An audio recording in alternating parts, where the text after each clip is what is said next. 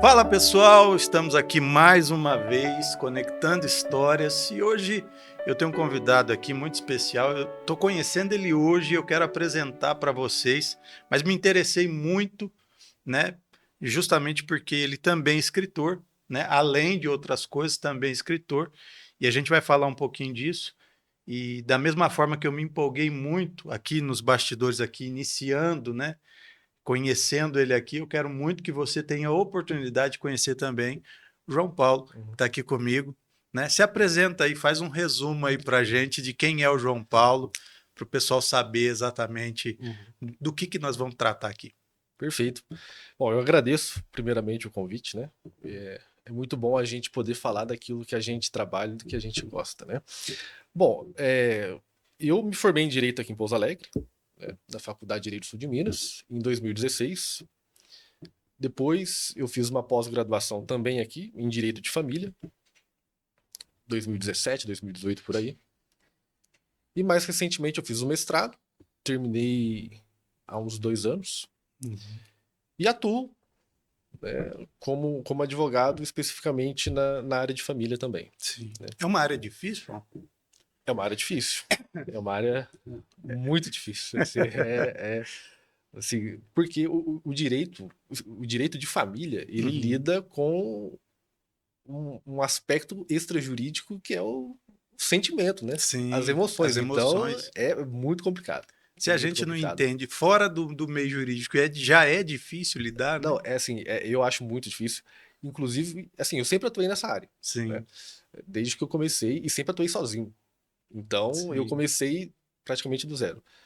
E nessa área complicada. E no começo eu sentia bastante, sabe? Porque, assim, são questões que às vezes envolvem violência, né? Com uhum, criança e tal, alienação parental, e aquelas discussões que a gente está mais adaptado, né? De fim uhum. de relacionamento, coisas assim.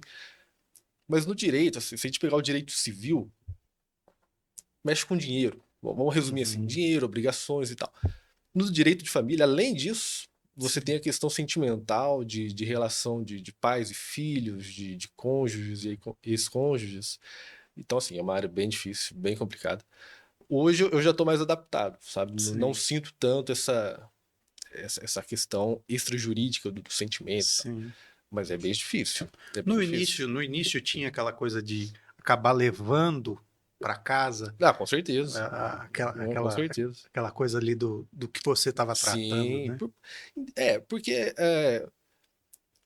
o que eu sinto principalmente é que o meu trabalho não depende só de mim. Né? A Uhum, gente depende de outros profissionais, a gente depende do poder judiciário, dos juízes, dependemos uhum. dos auxiliares, né, que fazem eventualmente perícias e tal, do Ministério Público. Então, é, às vezes eu sinto essa carga de não conseguir resolver sozinho. E é Sim, natural, óbvio, né? sim, Que acho que nenhuma profissão é isolada, né? Mas isso ainda me pega um pouco, sabe? sim. De sentir essa, vamos dizer, angústia, né? Em não É que conseguir às vezes a gente queria trazer logo uma uma solução, principalmente quando a solução. gente está dentro, né? Exato. E assim, na área de família específica, que é essa que a gente está tratando, quando eu vou conversar e tem as primeiras conversas com os clientes, com as pessoas que buscam alguma orientação, eu sempre falo, olha, Uhum, se você tem um diálogo ainda, né, se vocês têm algum diálogo, aproveita esse tempo para a gente tentar alguma coisa consensual, no acordo, uhum. porque o processo de direito de família, ele é um processo desgastante, muito desgastante, tanto do ponto de vista patrimonial, né, que você vai gastar com advogado, vai gastar com Sim. processo, se tiver partilha, vai gastar com imposto e tudo, né? Mas, sobretudo, ele é desgastante emocionalmente. Eu Porque. acho que eu diria até, João, que é mais desgastante emocionalmente que Eu financeiro. acho também. Porque o financeiro parece que dá para reconstruir, dá É, para retomar, você né? recupera. É, Agora, o emocional, a gente não sabe, né? Como fica que. marcado, É né? muito difícil, é muito difícil. E assim, eu sempre tento deixar isso muito claro, né? Uhum. Porque um processo, 2 anos, 3 anos em primeira instância aqui em Pouso Alegre e nessas comarcas maiores, é um prazo comum, sabe? Uhum. Então, você ficar aí 3 anos de litígio, de briga, de É disputas, muito tempo. envolvendo relações assim íntimas envolvendo filho, ex-companheiro, ex-companheira, é muito complicado. Então, eu gosto muito de salientar esse ponto. Sim. Acho que uma coisa também que pelo menos de fora, né? Você Uhum. tem mais propriedade para falar, as pessoas às vezes elas não levam em conta que não existe ex-filho, né? Exato. E assim mesmo, ex-marido, ex-mulher, Sim. querendo ou não, você vai manter essa relação, Sim. sabe? Vai ter que Vai manter, ter, né? de alguma forma ou de outra, se você vai manter essa relação. Sim. Né? Não é uma relação que vai acabar porque eventualmente você está divorciando e tal. Vai continuar. Né? Sim. Principalmente se tiver filho, né? Então, eu gosto de ressaltar muito esse aspecto, porque eu vejo isso com muita frequência, as pessoas vão sentindo cada vez mais ao longo do processo e tal. Uhum. Então eu alerto sempre. Já aconteceu, é uma curiosidade minha, tá? Nem Aham. tá aqui na. Mas já aconteceu de, tipo, ao longo do processo, entraram lá, não, a gente vai se separar e tal, mas ao longo, né, no decorrer, porque é Uhum. uma caminhada, né, dois, Sim, 3 anos, já aconteceu no meio do caminho desistirem e muito, já aconteceu? muito, muito. Isso às vezes a gente inicia um processo litigioso, o processo vai levando o tempo dele e tal, e Uhum. as pessoas cansam e fazem um acordo, sabe? Isso Hum, acontece com alguma frequência, tá? Não é algo sim, raro até não. Da pessoa simplesmente falar, olha, tem 2 anos, 3 anos que a gente tá aqui e não aguenta mais, sim. sabe? E acaba fazendo um acordo. E acaba. Não é uma situação rara, sabe? Não vou dizer também que acontece todo dia, mas assim, não me surpreendo quando as pessoas Uhum. chegam. E já aconteceu, já pegando o gancho já aconteceu também de se arrependerem, não só nesse sentido, mas também, não, vamos voltar, né? Vamos Não, já aconteceu. retomar o casamento Já e tal, aconteceu, porque mas assim, acontece bem menos. bem Bem menos. menos. É porque depois da decisão tomada, É, depois das brigas e sim. tudo, fica mais Eu acho difícil, que eu né? posso contar até nos dedos, assim, desses anos Sim. todos, assim, talvez uns 2, 3, assim, que as pessoas realmente se arrependeram É porque e depois que voltaram. chegou em você também, já não. Já... Já tá uma coisa mais decidida, assim, né? Uhum. Mas de buscarem um acordo no É curso do muito comum. processo, acontece com alguma frequência. Porque assim, é um tempo longo e assim, é uma Pesado. carga pesada. E é para todo mundo, sabe? Sim. Às Não, vezes inclusive para você, né? e às vezes a gente acha que os juízes talvez não sintam. Eu acho que todo mundo Acaba nessa sentindo. área específica, eu acho que, sabe, sente um pouco. Eu não Sim. acredito que ninguém fique assim frio nessa situação. Não tem como, eu acho. Sim, a gente começou falando aqui, né, do teu lado profissional, Aham. da formação e tudo mais, mas vamos para o lado ainda mais pessoal, né? Quem que é o João, né? Sem falar o que ele faz Aham. profissionalmente, o que que ele gosta, né? O que que ele gosta de fazer, o que Aham. que, o que que é o hobby, o que que ele gosta de assistir, o que que ele gosta de ler. Olha, eu acho que esse aspecto do hobby, ele acaba se relacionando muito com o meu lado profissional. Por quê? O que eu gosto de fazer no meu tempo livre é ler. Então eu Sim, sou um leitor compulsivo. sim. E um comprador de livros compulsivo também. Tem uma Tem minha biblioteca, biblioteca em casa. Eu sei, compro livro, olha, eu vou falar a verdade, eu compro livro todo dia. Todo legal. dia, todo dia. E tem muito livro. Não sei nem te dizer quantos livros eu tenho em casa. Mas Sim, tem muito livro. Compro livro em sebo, compro livro em loja online, compro livro em leilão. Então eu sim. compro livro todo dia. Todo dia eu tô comprando livro, todo dia chega encomenda em casa. Então, assim, eu sou um leitor compulsivo, eu adoro ler. Adoro ler. E leio 2 livros ao mesmo tempo. É Sim, uma eu bagunça faço danada. muito disso. Uma bagunça A danada. minha semana, às vezes, eu coloco 2, 3 livros para ler, só que cada um num segmento, né? Aham, Então, dependendo, eu uso muito a prática das 100 horas, você sim. já ouviu falar. Então, eu geralmente agrego conteúdo teórico através de livros. Uhum. Então, eu dedico 100 horas de um ano, né? Hum, Para aprender uma habilidade nova. E entendi. geralmente eu agrego um livro porque acaba Não, sem colaborando dúvida. muito. É, Então, assim, eu acho que o primeiro aspecto é esse. Eu gosto de livro, gosto de ler, escrevo alguma coisa assim, mas o meu tempo livre é leitura mesmo, assim, uhum, para descansar. Agora, outras atividades. Eu gosto de tocar baixo. Ah, que legal. É difícil achar um É baixista, hein? difícil achar um baixista, eu acho que Eu, sempre foi, viu? eu tenho um projeto musical e eu falo assim, a gente ralou muito para encontrar assim, um baixista, porque guitarrista a gente encontra com mais facilidade, baterista até com mais facilidade. O baixista, a importância que ele tem dentro da banda, né? Sem dúvida. E a quantidade de pessoas que se formam é bem É menor, bem né? menor. Então, assim, eu gosto de tocar baixo, de música, eu gosto de heavy metal, e Legal. do heavy metal pra baixo, assim, sabe? Música Sei, pesada mesmo e sei, tal. sei. Eu Quem gosto. olha não fala, viu, Pois João? é. Assim, olha, desde 2008, eu Sim, já fui em todos os shows da Iron Maiden no Brasil. Eu não sim, perco um, então sim. eu vou em todos. O ano passado mesmo eu fui. Então, se não perco, eu acho que eu já devo ter ido em uns 8 shows deles, eu acho. Sim, Fui no show do Black Sabbath em 2016, no Morumbi. Então, assim, gosto de heavy metal, gosto de música sim, pesada. Fiz 2 anos de conservatório, viola caipira, sim. que eu queria Instrumento lindo. lindo, porque eu queria tocar alguma coisa diferente, sabe? Sim. Então, eu, assim, peguei uma É coisa uma harmonia que não tem totalmente, não tem comparação. comparação. É. Parei esse ano porque eu não consegui ajustar a questão de horário, né? Eu Uhum. teria que fazer tudo num dia à noite e acabou não dando certo. Sim, Mas se eu conseguir, eu volto ano que vem para fazer aula de viola caipira. Tem a minha viola lá em casa, eu gosto muito. E gosto de assistir filme também. que linha de Série, filme. eu gosto de faroeste. Sim. Faroeste Dos mais dos mais antigos. antigos. O novo eu nem pego pra ver, assim, sinceramente. Sabe o que eu acho? Porque eu acho que os filmes, hoje em dia, eles são muito carregados de efeito especial. Sim, acaba perdendo a naturalidade. Sabe, eu acho que fica um.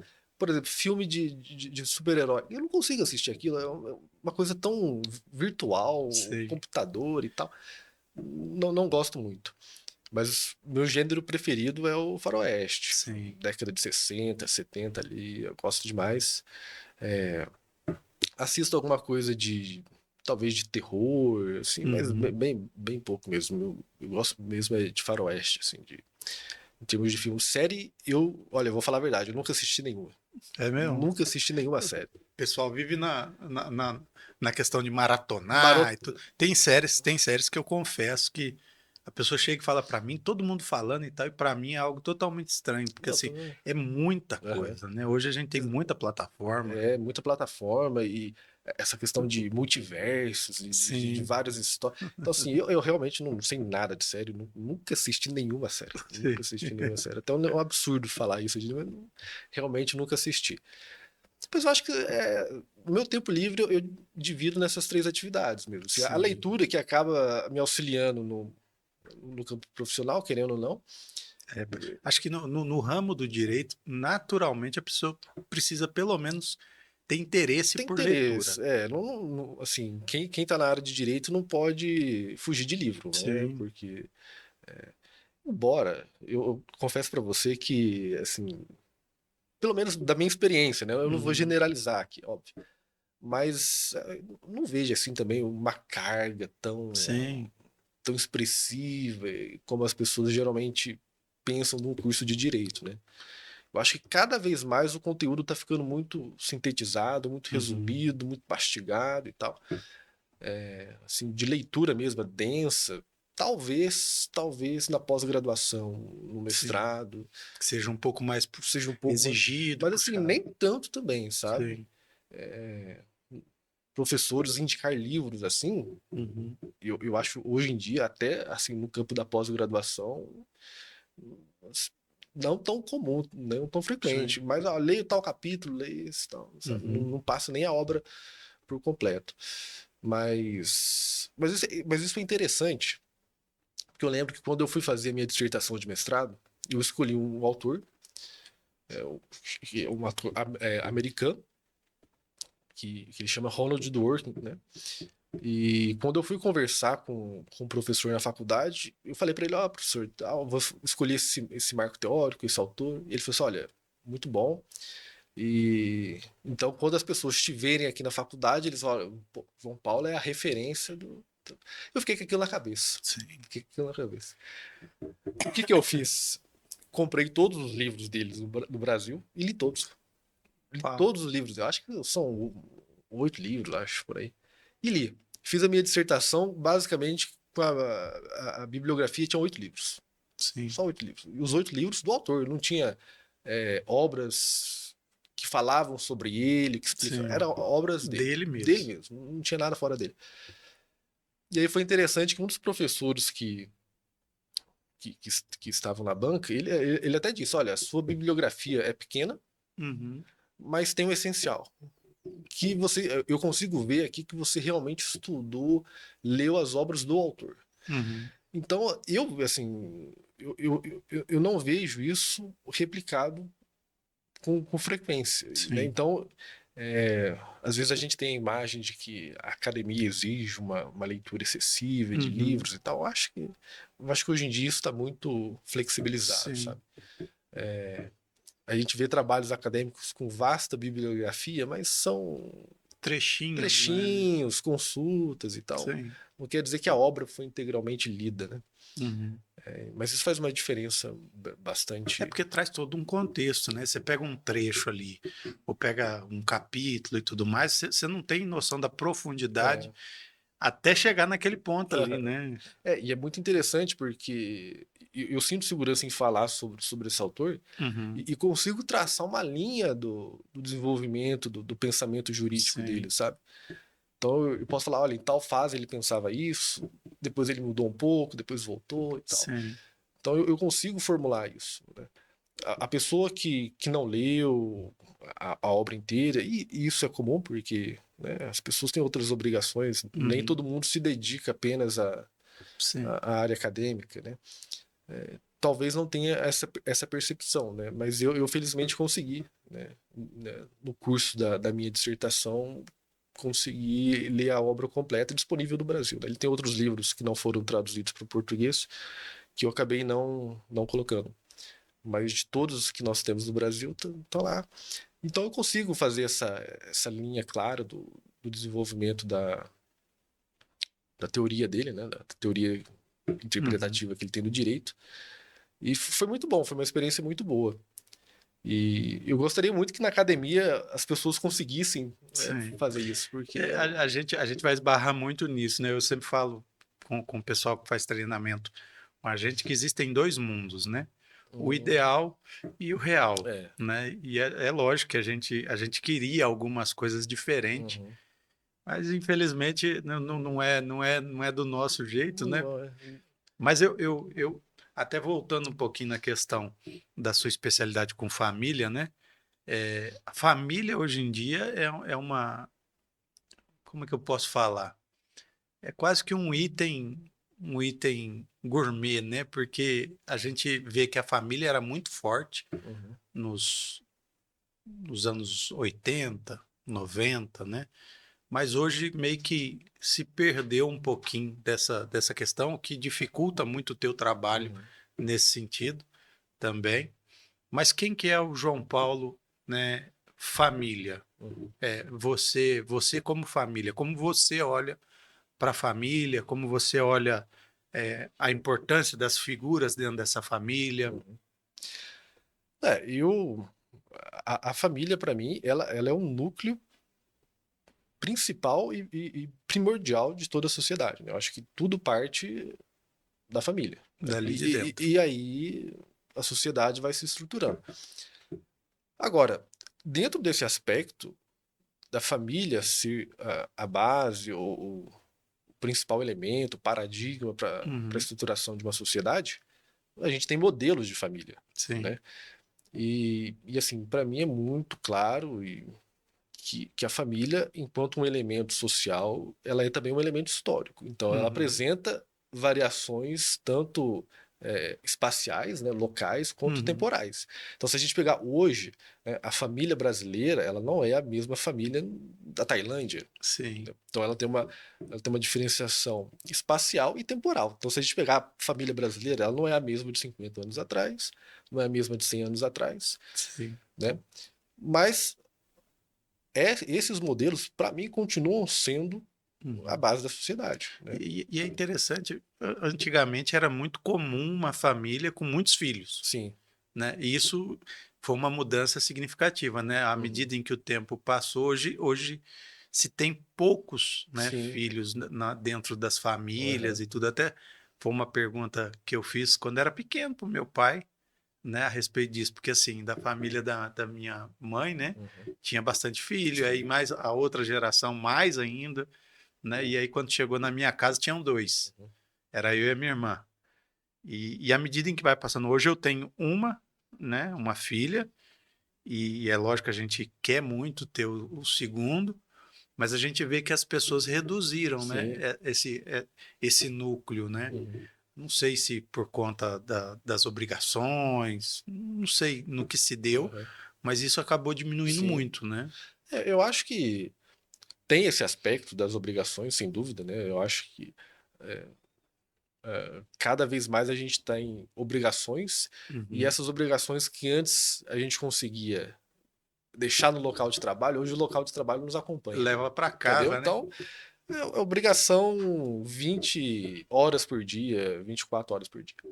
Então tem esse aspecto, e eu acho que também envolve um aspecto cultural. Das pessoas simplesmente passaram a entender que o modelo de família mais adequado para elas é outro, né?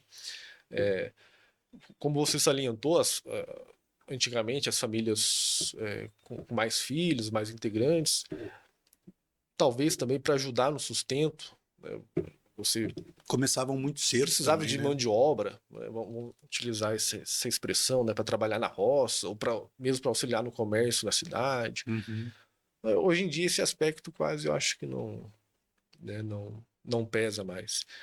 Mas isso é uma constatação, né? O fato que o modelo familiar brasileiro se alterou e está alterando, isso é fato, né? Tanto é que a projeção é que para daqui a alguns anos a gente tenha mais pessoas mais velhas do que pessoas jovens, né? O que significa que as pessoas têm menos filhos, né? E a Sim. população vai envelhecer. Provavelmente a gente vai ter uma taxa de decrescimento da população, né? A população brasileira vai deixar de crescer. Uhum. E tudo isso é reflexo de como as pessoas percebem a família, da assunção de um novo modelo de família, né?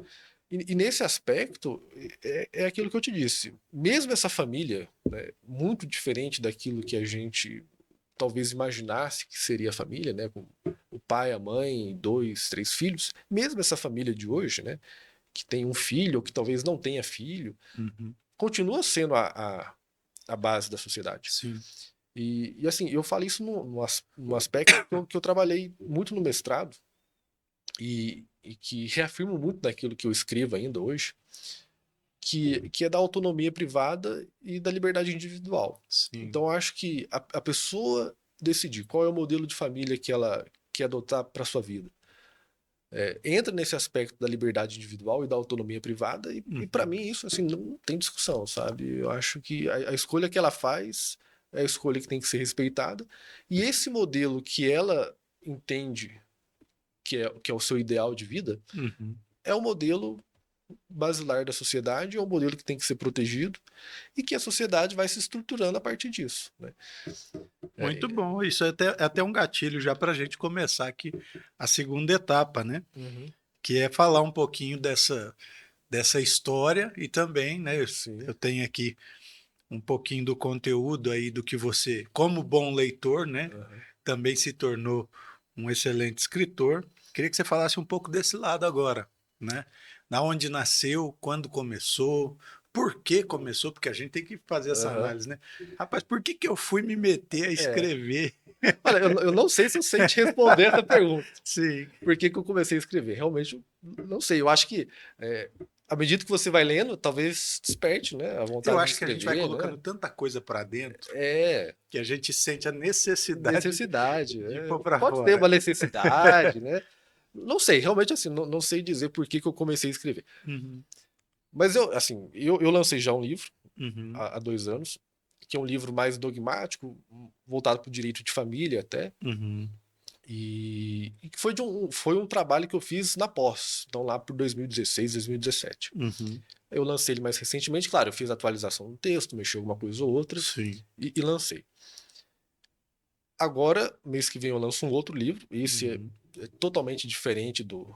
Quiser já passar já a data e tudo mais. O lançamento vai ser dia 20 de setembro, Uhum. aqui em Pouso Alegre, no sábado, a partir das 9h30, ali no Bifioron, na Nova Pouso Alegre. E E esse livro, então, claro, ele envolve direito, porque envolve um estudo comparado, né, de dois textos normativos, mas ele não é um texto dogmático assim, né? Ele traz uma bagagem muito. Eu, pelo menos ali, que tentei entender um pouquinho, traz uma bagagem muito histórica, né? Muito histórica. E muito significante para Pouso Alegre, né? Exato. Espero que sim, né? Então, nesse livro eu abordo esse tema, Sim. né? Ao fim ele tem um apêndice que eu até discuto essa questão, que eu entendo que o direito ele é histórico. Sim. Né? Então a gente não pode pensar o direito como se ele tivesse nascido ontem, ou há 20 anos. Não, ele é uma linha que remonta a 200, 300, nos países mais antigos, a milênios. Sim. Né? Então, essa questão histórica, para mim, na leitura do direito é muito importante. E esse livro tem esse aspecto. Porque eu volto no início do nosso constitucionalismo, né? No início da nossa história constitucional, que foi ali em 1820, né? Quando a gente estava no processo de independência. Né? Se a gente fosse precisar, mais ou menos, 1822, 1823 até 1824. Então, o livro nasce aí. Né? O livro nasce aí. Eu escrevo isso no livro. Para mim, o nosso direito, né, o nosso direito constitucional, ele tem o seu início nesse período. Sim. Né? Então, a interpretação que a gente faz hoje do nosso direito não pode desconsiderar todo a nossa história de cento e poucos anos. Quase 200, né? 200 anos, né? 200 anos. Então eu bato muito nessa tecla, eu acho muito importante não perder o contexto histórico do foco, como se a gente interpretasse o direito como uma coisa de geração espontânea. Seria correto, né, dizer que se eu perco o contato com a minha história, eu acabo perdendo ao longo do caminho também a minha identidade? Claro, sem dúvida. Sem dúvida, eu acho que isso é muito importante, muito importante. E na nossa história, eu acho que a gente teve muitos momentos de ruptura que levam a gente a perder esse senso de identidade, sabe? Tanto quanto nação, país, quanto até de uma perspectiva jurídica. Eu acho que a gente perde muito da compreensão dos nossos institutos por essas rupturas, né? E dentro desse contexto de estudo histórico, muito me incomodava a ausência de estudos sobre a Constituição de Pouso Alegre. Né? E isso me incomodava tanto quanto alguém que estuda o direito, quanto alguém que mora em Pouso Alegre. Né? Então eu ficava muito incomodado. Essa situação me incomodava bastante. A gente tem escritos sobre? Tem. Mas assim, são poucos, sabe? Abordam o tema tangencialmente. De forma mais superficial também. Muito superficial. E autores bons, né? Mas assim, sem aprofundamento, sem trazer o texto da Constituição de Pouso Alegre. Então eles falavam, mas a gente não tinha como consultar. Então isso me incomodava. Eu acho que esse aí foi o pivô. Foi o pivô, sabe? Esse incômodo. Nossa, a gente não tem nada sobre a Constituição de Pouso Alegre e tal. E aí surgiu a ideia de escrever sobre isso. A minha ideia inicial era fazer um comparativo entre a Constituição de Pouso Alegre e a Constituição nossa época, que foi a nossa primeira Constituição, que era a Constituição do Império, de 1824. Então a minha ideia era comparar os dois textos e falar assim, olha, se a Constituição de Pouso Alegre tivesse sido adotada, isso seria diferente. O resto seria igual. Era basicamente isso que eu queria fazer. Comecei a escrever assim. E aí me surgiu um outro incômodo, porque eu não poderia jogar para o leitor isso, jogar uma comparação do nada. Né? Aí eu até brinco com alguns amigos meus que eu resolvi contextualizar. Eu gosto de contextualizar tudo. Então, eu contextualizei, né, o período histórico em que a Constituição de Pouso Alegre foi elaborada. Né? Aí eu mergulhei na biografia do padre senador José Bento.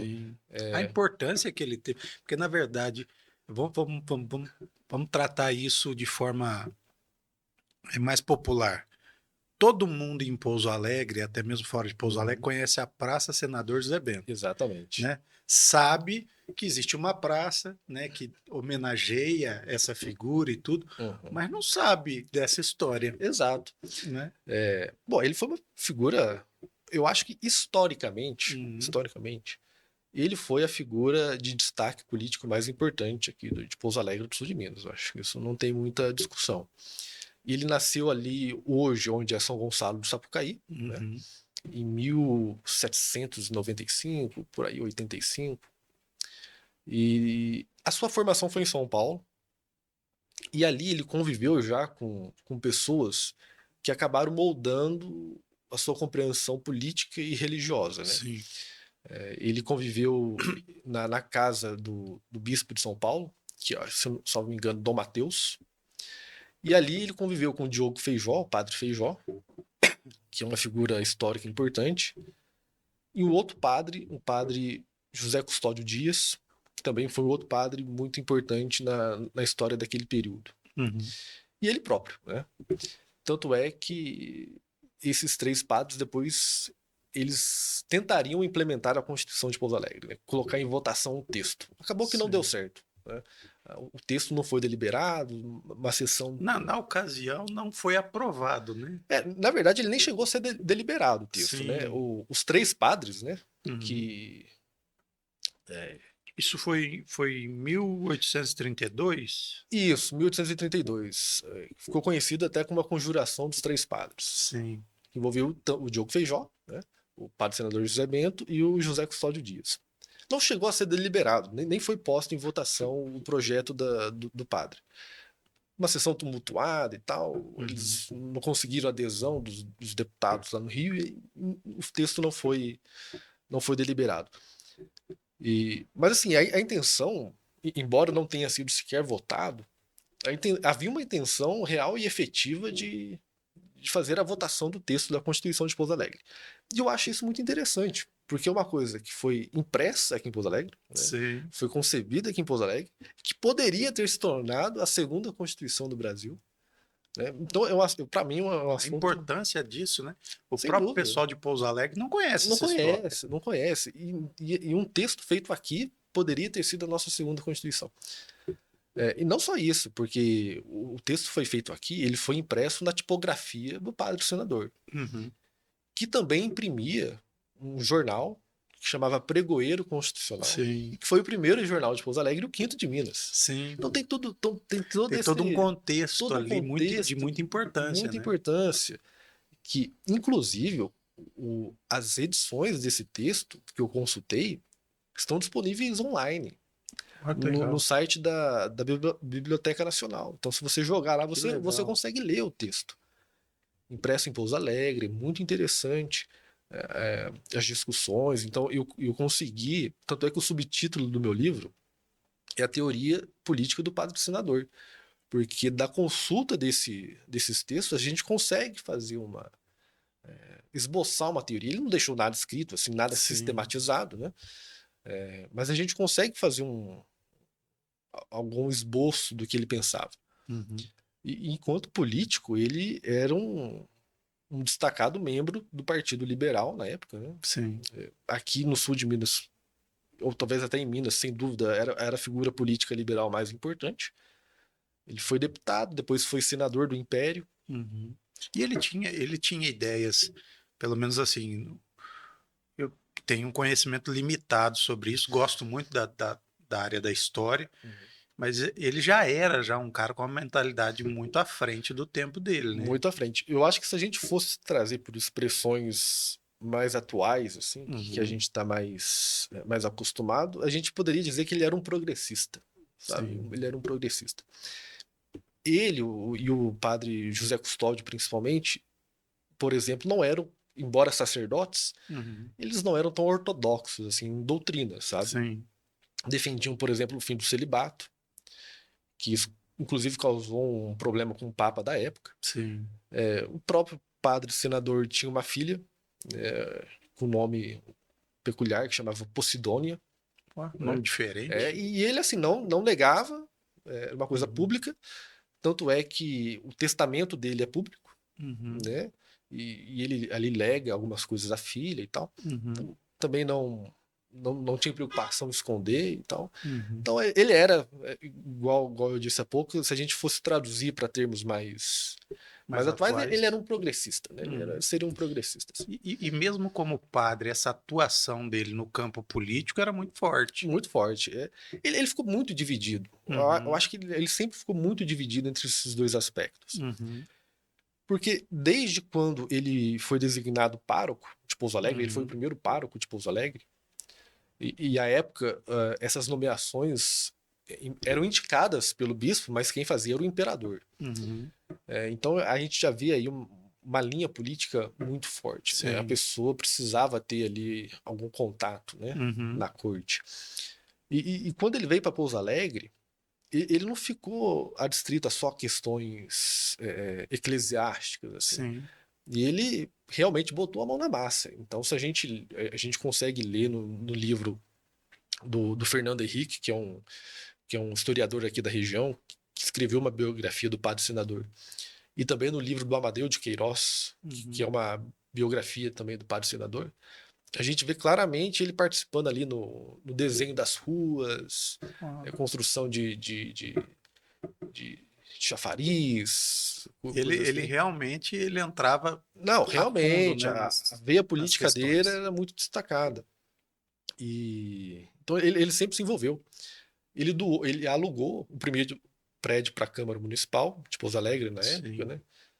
Então ele sempre teve essa veia política muito forte. Foi deputado e depois foi eleito senador. Então ele nunca se afastou. Eu acho que ele foi mais político do que padre. Porque ele passava muito tempo no Rio de Janeiro.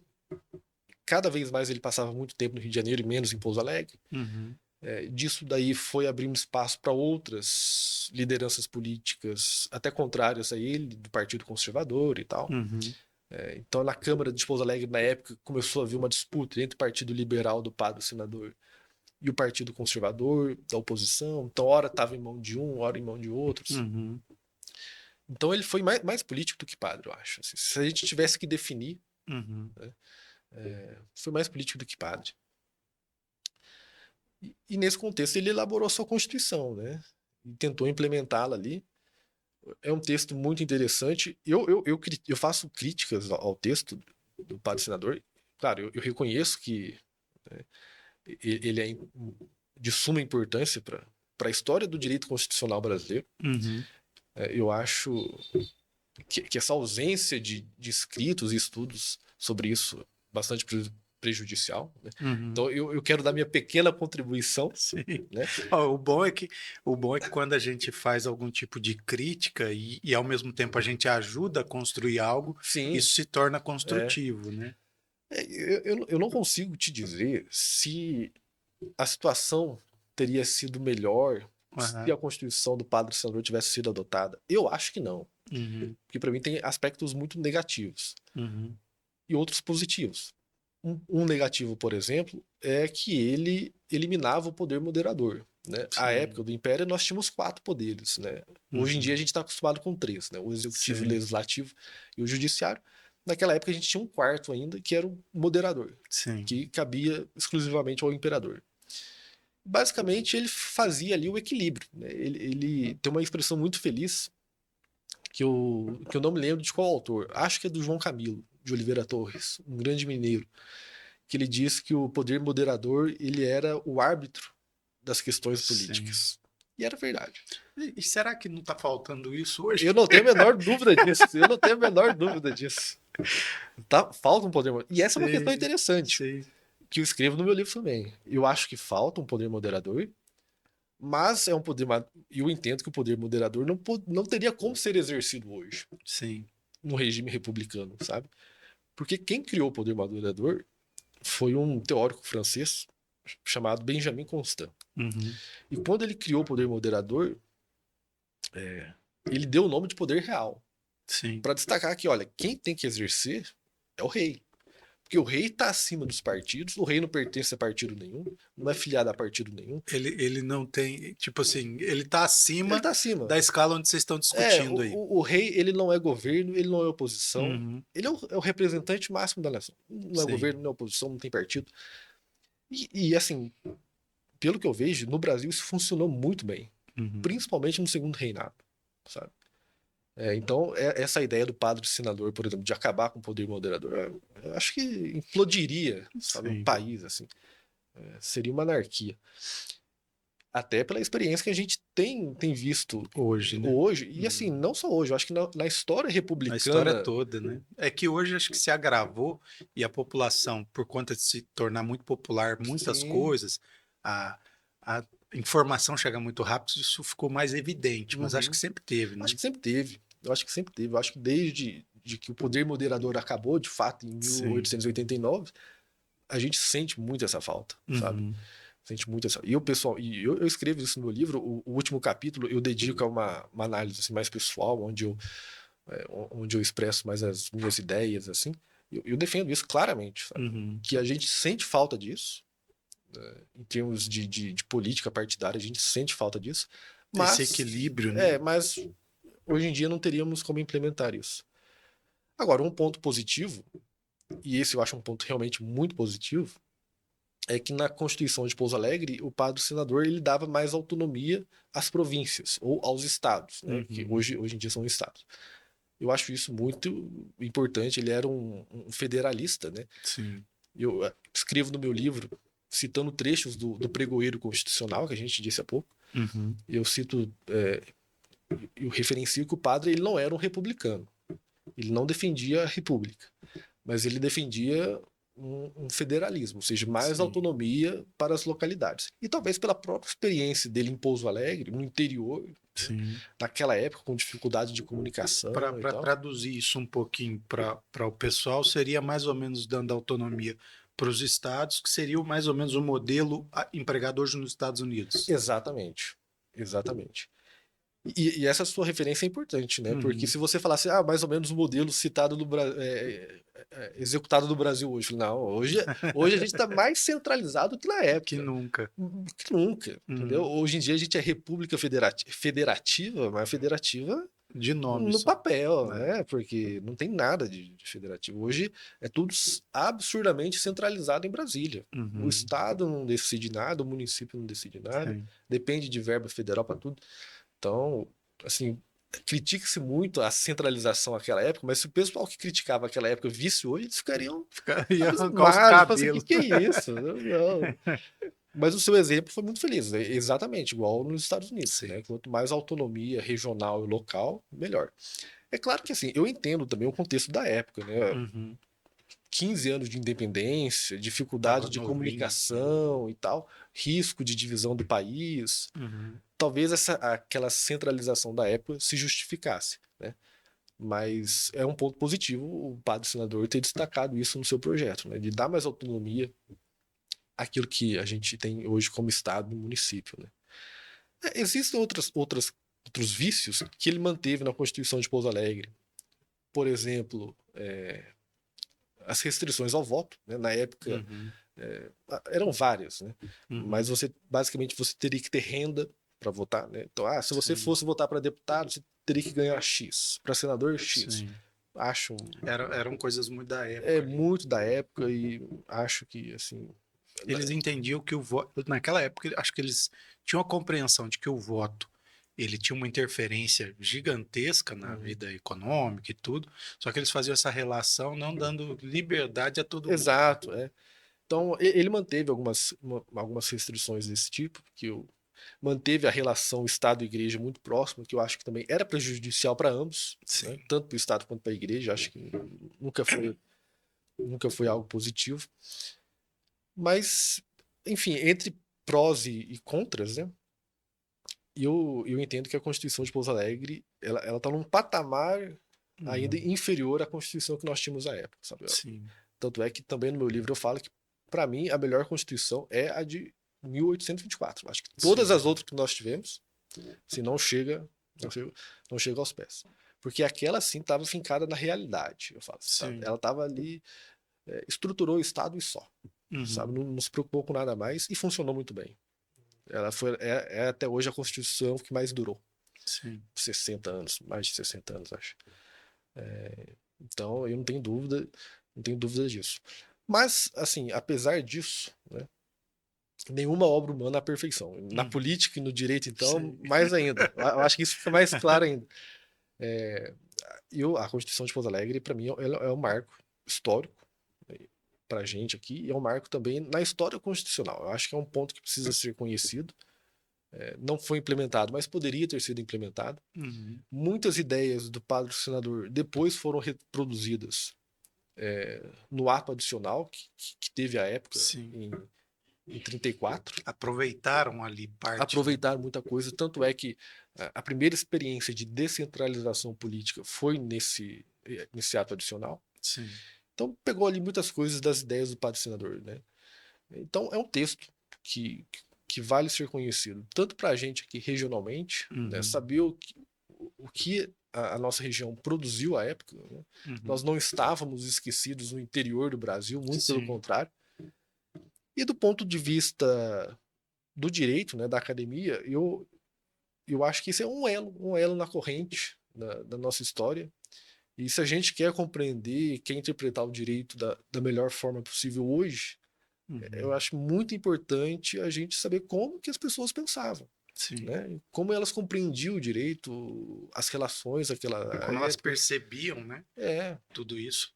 Porque é aquilo que eu disse no começo, a impressão que eu tenho hoje da minha área é que as pessoas acham que o direito surgiu assim do nada, brotou.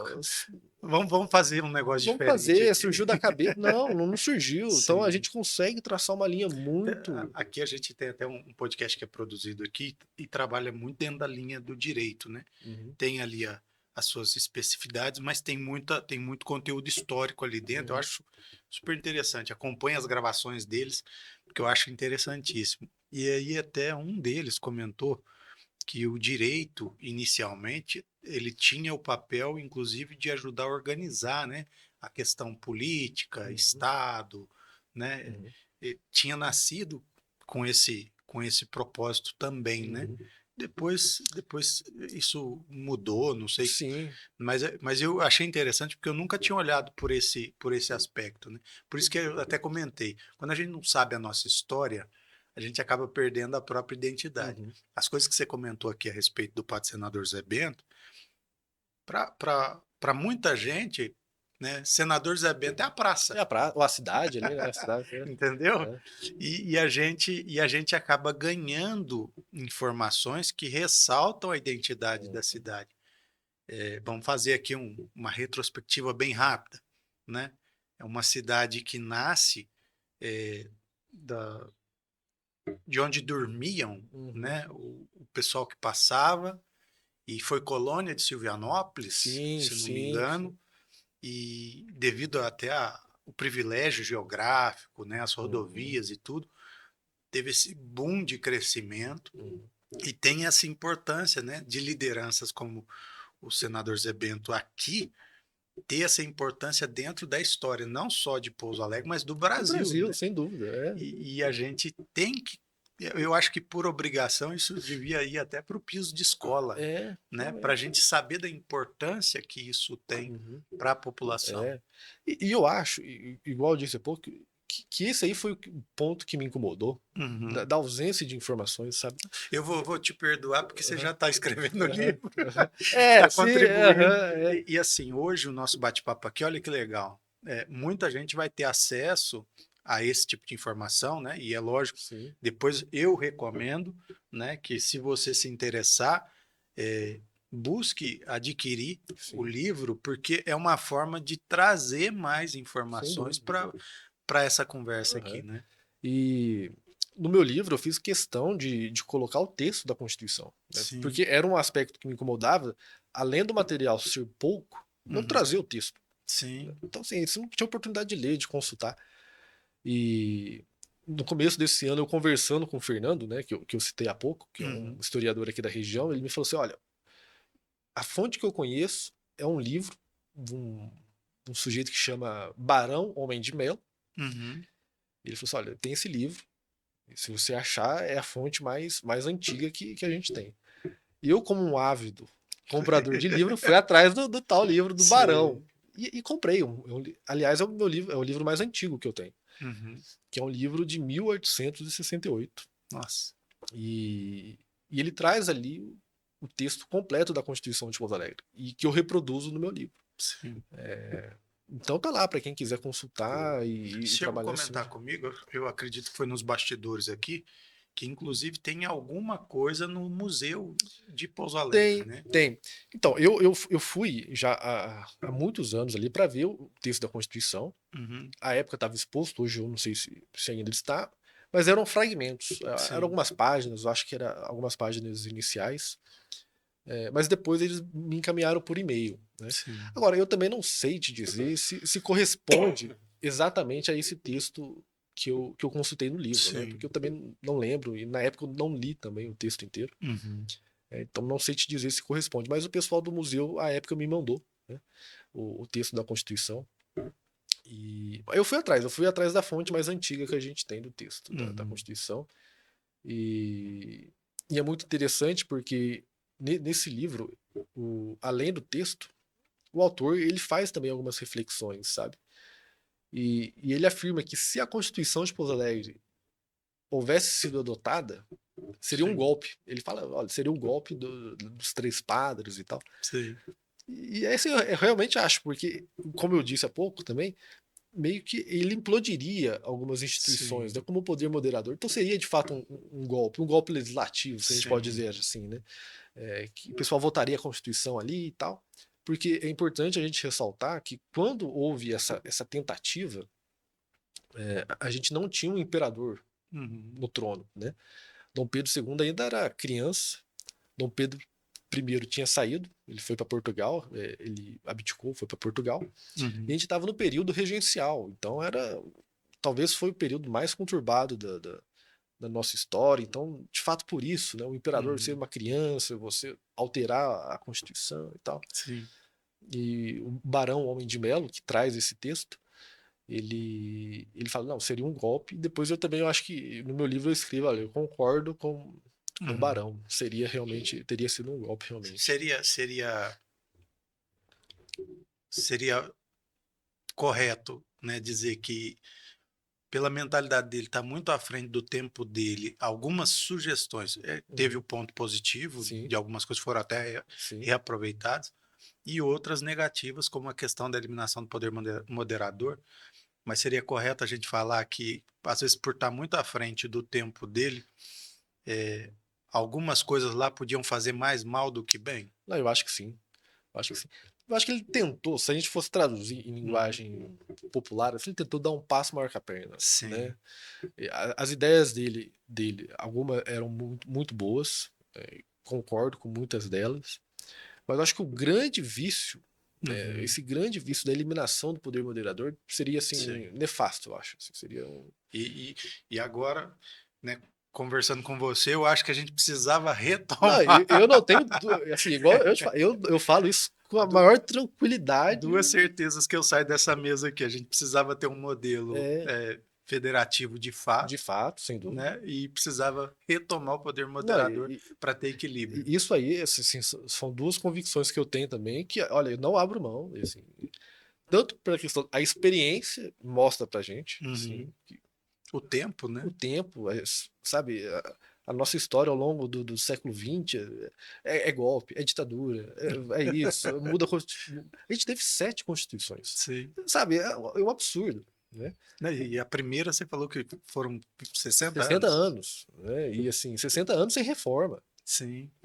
Hoje, se a gente pegar a nossa, E muda muito, né? Dentro do campo de muda direito, muda muito. muito o tempo todo. Numa nota de rodapé do livro, eu falo exatamente isso. Eu falo assim, olha, hoje a nossa Constituição é de 88, mas eu não sei dizer se é a mesma Constituição de 88. Porque já Porque, mudou assim, a gente muito. tem mais de 120 emendas. Uhum. Se você pega um texto que foi alterado 120 vezes, é o mesmo texto? Não é. Eu não sei dizer. Eu Né? Fica, acredito, eu acredito né? que já não é mais o Então, mesmo. assim, fica aí para o leitor pensar, é o mesmo Sim, texto, né? Fora isso também, que há a questão mais técnica também da interpretação mudar o texto. sim. Então, além da interpretação, você tem a mudança, E o direito é muito a interpretativo, interpretação, né? né? Então, é o mesmo texto de 88? Não sei, deixa as pessoas pensarem sobre isso. Para mim, não. Né? Já falo, para mim, Perfeito. João, a gente passou muito rápido. Quando a conversa é boa, passa muito Aham. rápido, né? A gente tem sempre costume aqui no finalzinho, em vários quadros aqui, a gente traz um bate-bola bem rapidinho, Uhum. né? E vai tocar algumas áreas até mais pessoais. Mas assim, eu faço uma pergunta, você responde com Sim, uma palavra, no máximo uma sim. frase, né? Uma lembrança boa da infância. A casa da minha avó. Casa da É, eu avó, né? lembro que eu e meu primo ali, a gente aprontava muito no quintal lá, sabe? Perturbava muito meu avô. Dedurava muito ele, né? O avô devia ficar com o cabelo em pé quando vocês Ah, estavam pode ter lá, né? certeza. Ah, A, a primeira coisa que você lembra que marcou a tua vida no direito, que foi marcante para Olha, você. eu acho que foi a primeira vez que eu fui na faculdade de Direito aqui em Pouso Alegre, com Uhum. meu pai. Sim, Eu acho que eu não sei quantos anos eu tinha, sim, mas deve ter sido lá por 94, que eu lembro que eu fui com ele numa aula à noite. sim, Eu acho que daí que nasceu. Porque além de querer estudar direito, eu sempre quis fazer direito aqui. sim. Eu acho que muito por conta dessa memória da infância. Marcou. É. Um desejo que você tem hoje. Olha, bom, eu vou falar no campo mais profissional, né? Uhum. Que o desejo que eu tenho hoje é de que o projeto que eu estou iniciando consiga atingir quem tem interesse na área. Eu acho que isso para mim seria o ideal, sabe? Show de bola. Um livro que você indicaria. Não pode ser o seu. O seu nós é Não, que vamos aham, indicar. Né? Um livro sem ser o seu, certo. hoje, que Pô, você eu vou indicaria. falar de um livro de literatura, então, de um Sim. dos autores, talvez o meu autor preferido, que é o Guimarães Rosa, Uhum. Grande Sertão Veredas. Para mim, Boa. Um momento desafiador que você tenha vivido, seja na área profissional, pessoal, um momento que foi desafiador. olha, eu acho que começar a advogar sozinho, Uhum. talvez na época eu não tinha a noção do passo que eu estava dando, Sim. né? Mas hoje eu vejo e falo, nossa, foi realmente um ato de coragem, se a gente pode dizer assim, sabe? É porque geralmente, principalmente na área do direito, sempre começam junto com alguém, Exato. né? Sozinho é difícil, é raro mesmo a É, gente ver. sozinho. Então foi, eu acho que foi esse momento. Uma comida favorita, João? Costelinha de porco. Ah, Mas você não precisa pensar muito, não. com a mineira ou aquela Não, barbecue? a mineira. A Mineira, mineira, mineira. raiz. Raiz. Um abraço que você daria hoje numa pessoa que não está mais aqui. Olha, eu acho que no meu avô, pai do meu pai, Uhum. meu sargento Miguel, porque ele era um leitor também, sabe? Sim, Muito jornal, adorava ler jornal, revista. Então, eu acho que ele ficaria muito feliz sim, da de a trajetória, né? trajetória. Eu acho que ele É ficaria muito porque era aquele feliz. menino atormentando ele lá, fazendo arte lá. É, pegando dinheiro na gaveta, um real na gaveta, que ele já deixava lá para isso, né? Sim, Eu acho que ele gostava muito. Ele gostava muito de prestigiar as coisas da família, dos netos. Então eu legal, não tenho dúvida que ele ficaria muito feliz. legal. Um conselho que você daria, né, hoje, principalmente da sua área, né, na área de família, um conselho que você daria a uma família. Diálogo, diálogo. Independente da situação. Mesmo na situação, talvez ali a pessoa enxergue o fim daquela relação, né, daquele convívio, diálogo, Uhum, sem dúvida. perfeito. Uma coisa bem sucinta, algo que você diria para sua mãe e para o seu pai. Ah, obrigado pelo apoio que eu sempre tive. Sim. Sempre tive. Tudo que eu quis fazer, né, Sempre teve ali a sempre, sempre. parceria, Nunca tive um apoio. questionamento. Você tem certeza que é isso? Né? Então, o máximo que eu poderia dizer é muito obrigado. Eu vou começar uma frase aqui, você só completa, tá? Uhum. Eu sou extremamente. Organizado. Organizado. Acho que sou bastante organizado. Até demais, talvez. É, Mas o teu perfil de comunicação é um estável com conforme, né? sim. E esse perfil já é organizado, Aham. tanto na ideia, Sim. né? Planeja tudo, né? Uhum. Organiza Sim. tudo. É bem legal. João, foi um prazer enorme, cara. Te conhecer e conhecer um pouco desse trabalho. E eu vou te dar esse tempinho final para você falar do Uhum. lançamento do livro, né? Onde as pessoas vão poder Sim. encontrar, Uhum. como, Uhum. né? Se quiser, pode olhar para a câmera lá e Não, Quem perfeito. fala? Não, antes de tudo, eu que agradeço o convite e a Sim. oportunidade. Como eu disse no começo, é sempre bom a gente falar sobre aquilo que a gente gosta, né? Uhum. Então, para mim foi um prazer também. O meu livro eu farei o lançamento no dia 20 de setembro, no dia 20 de setembro próximo, um sábado, às 9h30, no Buffet Oron, ali na Nova Pouso Alegre. E quem se interessar, vou fazer um café, né? Então estão Legal. todos convidados. A gente toma um café, conversa sobre o livro, discute sobre o patrocinador, sobre a Constituição de Pouso Alegre. Terei livros disponíveis na oportunidade, também pela internet. Então fiquem todos convidados e quem puder comparecer vai ser uma satisfação muito grande. Perfeito. E é uma oportunidade gigantesca de conhecer um pouco mais da história da nossa cidade, né? Sim, E trazer essa identidade real para a é, gente saber e ter orgulho, né? sim. Da cidade. Eu espero estar dando minha pequena contribuição aí, Não, né? com certeza Uma mínima deu uma contribuição. grande contribuição, viu? Obrigado pela tua participação. Nós nos vemos, né, no próximo Conectando Histórias aqui na AG7 Business.